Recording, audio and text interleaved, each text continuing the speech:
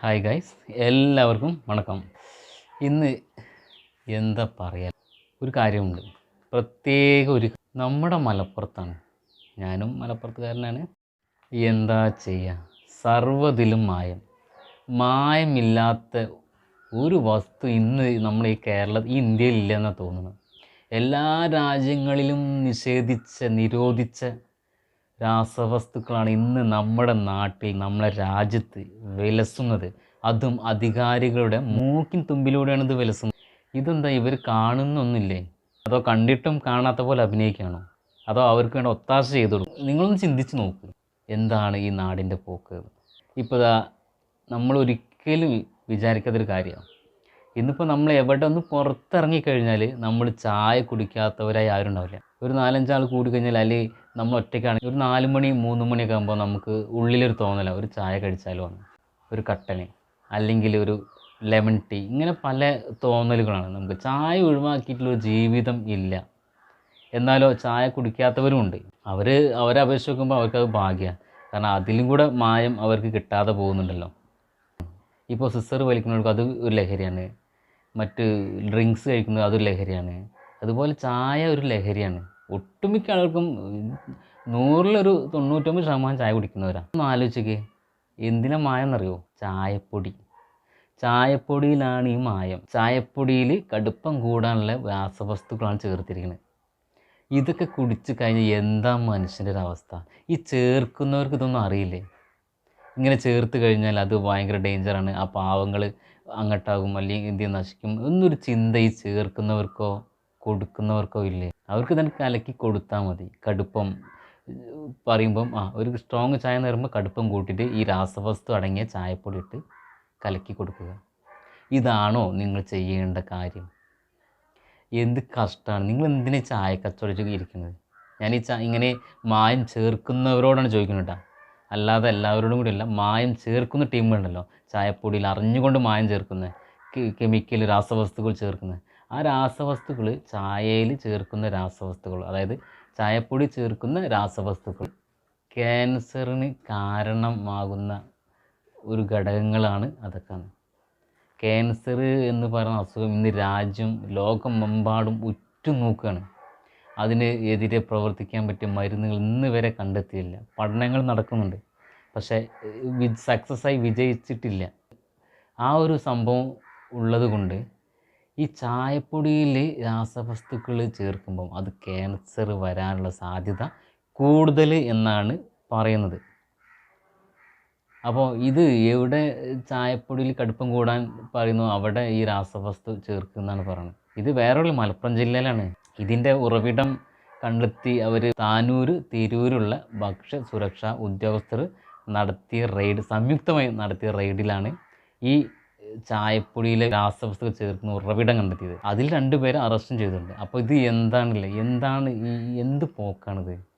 അപ്പോൾ എങ്ങനെ നമ്മൾ പുറത്തിറങ്ങി കഴിഞ്ഞാൽ ഒരു കട്ടൻ ചായ അല്ലെങ്കിൽ ചായ കഴിക്കുക? ഒന്ന് ആലോചിച്ച് നോക്കുക. ചായ കുടിക്കുന്നവരാണെങ്കിൽ ഒന്ന് ആലോചിച്ച് നോക്കുക, എങ്ങനെ നമ്മൾ പുറത്തിറങ്ങിയാൽ ചായ കുടിക്കും? ഇപ്പോൾ തോന്നുന്ന സമയത്തൊക്കെ ചായ കുടിക്കുന്നവരാണ് മലയാളീസ്. അപ്പോൾ ഇതൊക്കെ ഇങ്ങനെ ചെയ്യുമ്പോൾ ഒന്നുമില്ലെങ്കിൽ അവർക്കൊരു എന്താ പറയുക, ഒരു മനസ്സാക്ഷി ഇല്ലാത്തൊരു വർഗം, അല്ലെങ്കിൽ ഒരു മനുഷ്യത്വം ഇല്ലാത്തൊരാളുകളായിപ്പോയല്ലോ. എല്ലാത്തിലും മായമില്ലാത്ത ഒരു സംഭവം ഒന്നും ഇവിടെ ഇല്ല, ഈ ഇന്ത്യയിലില്ല. നമ്മൾ കിച്ചണിൽ ഉപയോഗിക്കുന്ന ഈ പാൻ ഉണ്ടല്ലോ, ദോശ തവ, അങ്ങനെ കുറേ സംഭവങ്ങളുള്ള, അതിൽ ഒരു ബ്ലാക്ക് ടിൻറ്റ്, അത് കോട്ടിങ് ഉണ്ടല്ലോ, ബ്ലാക്ക് കോട്ടിങ്, അതുവരെ നമ്മുടെ രാജ്യത്ത് യൂസിങ്ങാണ്. പക്ഷേ മറ്റുള്ള രാജ്യങ്ങളിലൊക്കെ അത് നിരോധിക്കപ്പെട്ട വസ്തുവാണ്. പക്ഷേ നമ്മുടെ ഇന്ത്യയിൽ ഇത് നല്ലോണം ചിലവാകുന്നുണ്ട്. അതൊക്കെ നമ്മുടെ അടുക്കളയിൽ നിന്നാണ് ഒട്ടുമിക്ക അസുഖങ്ങളും പുറപ്പെടുന്നതെന്നാണ് എനിക്ക് തോന്നുന്നത്. കാരണം ഓരോ വിഭവങ്ങൾ ഒരുക്കാനുള്ള ഓരോ പാത്രങ്ങൾ, മേക്ക് ചെയ്ത ഓരോ പാത്രങ്ങൾ, അത് എന്ത് വില കൊടുത്തും ഇന്ന് നമ്മൾ മലയാളീസ് വാങ്ങും. കാരണം മോഡൽ ഒരു പ്രധാനമാണ്, അഡ്വാൻസ് ടെക്നോളജി ഒരു പ്രധാനമാണ്.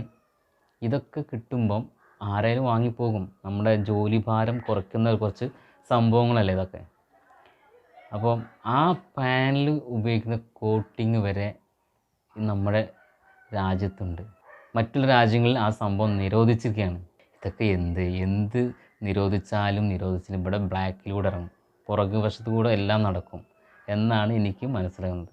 അങ്ങനെയൊക്കെ നമ്മൾ ജീവിക്കേണ്ട വല്ല ഗതികേടുപെട്ട മനുഷ്യരാണോ ഇന്ന്? ചായ പറഞ്ഞു വന്ന വിഷയം ചായയാണ്. ചായ കുടിക്കുന്നവർ വളരെ ശ്രദ്ധിക്കുക. കടുപ്പം പറയണ്ട. എനിക്ക് തോന്നുന്നു ഇപ്പോൾ എങ്ങനെ ചായ കുടിക്കുക, ചിലപ്പോൾ കാപ്പിയിലുണ്ടോ അതും അറിയില്ല. എന്ത് പറഞ്ഞാൽ ഇപ്പം ആളുകൾക്ക് സംശയമാണ്. ചുരുക്കി പറഞ്ഞാൽ ഇപ്പം മിനറൽ വാട്ടറിൽ വരെ കെമിക്കൽ ചേർത്തിട്ടുണ്ടാകാൻ ചാൻസ് ഉണ്ട്. ഉണ്ടായിരിക്കും, ചെറിയ തോതിലുണ്ടാകും. കാരണം അത് അത്രയും കേടാവാതിരിക്കേണ്ട ആ ബോട്ടിലിൽ വെള്ളം അതുപോലും വാങ്ങി കുടിക്കാൻ പറ്റാത്തൊരവസ്ഥയാണ് ഇന്നിപ്പോൾ നമ്മുടെ നാട്ടിൽ ഇന്ത്യയിൽ നടന്നുകൊണ്ടിരിക്കുന്നത്. ഇതിനെതിരെ ഒരു ആരോഗ്യവകുപ്പോ അല്ലെങ്കിൽ ഫുഡ് സംബന്ധമായ ഉദ്യോഗസ്ഥരെ ഇതൊന്നും ഒരു വിലയും കൽപ്പിക്കണില്ലല്ലോ. കുറേ ഉദ്യോഗസ്ഥരും എന്താ പറയുക, ഓരോ ഡിപ്പാർട്ട്മെൻറ്റ് നിയമങ്ങളൊക്കെ ഉണ്ട്. പക്ഷെ അതൊന്നും ഇവിടെ ബാധകമേ അല്ല. ഉദ്യോഗസ്ഥർ അറിഞ്ഞിട്ട് കൊടുക്കുകയാണോ അതോ അറിയാതെ കൊടുക്കുകയാണോ? ഇതെന്താ സംഭവം? ഇത് ശരിക്ക് ജനങ്ങൾ പൊട്ടന്മാരാക്കുന്നൊരു പരിപാടിയാണുള്ളത്. ചിലപ്പോൾ കച്ചവടക്കാരും ഉദ്യോഗസ്ഥരും ഒത്തുകഴിഞ്ഞാൽ ഒരു രക്ഷയില്ല, ജനങ്ങൾ പൊട്ടന്മാരാണ്. നേരെ മറിച്ച് അവരുടെ ഉദ്യോഗം അല്ലെങ്കിൽ അവരെ ആ തസ്തിക അല്ലെങ്കിൽ അവരുടെ ജോലിയിലുള്ള ആ ജോലിയോടുള്ള ഒരു കൂറുണ്ടല്ലോ, എന്താ പറയുക, ഒരു നന്ദി, അങ്ങനത്തെ ഉദ്യോഗസ്ഥർ ഒരുപാടുണ്ട്. അങ്ങനെയുള്ളവർ ഈ പരിപാടി ഒരിക്കലും നടത്താൻ സമ്മതിക്കില്ല. ഞാനൊക്കെ എങ്ങനെയാണ് പുറത്തിറങ്ങി കഴിഞ്ഞാൽ ചായ കുടിക്കണം എന്ന് തോന്നുന്ന ഒരാളാണ്. അപ്പോൾ അത് ഡൗട്ടായി. കാരണം ഇപ്പോൾ എങ്ങനെ ചായ കുടിക്കും? പച്ചവെള്ളത്തിൽ എന്തായാലും പഞ്ചസാരയും പാലും ചേർന്ന് ചായ ആവില്ല. ചായ ഉണ്ടാവണമെങ്കിൽ ചായപ്പൊടി തന്നെ വേണം.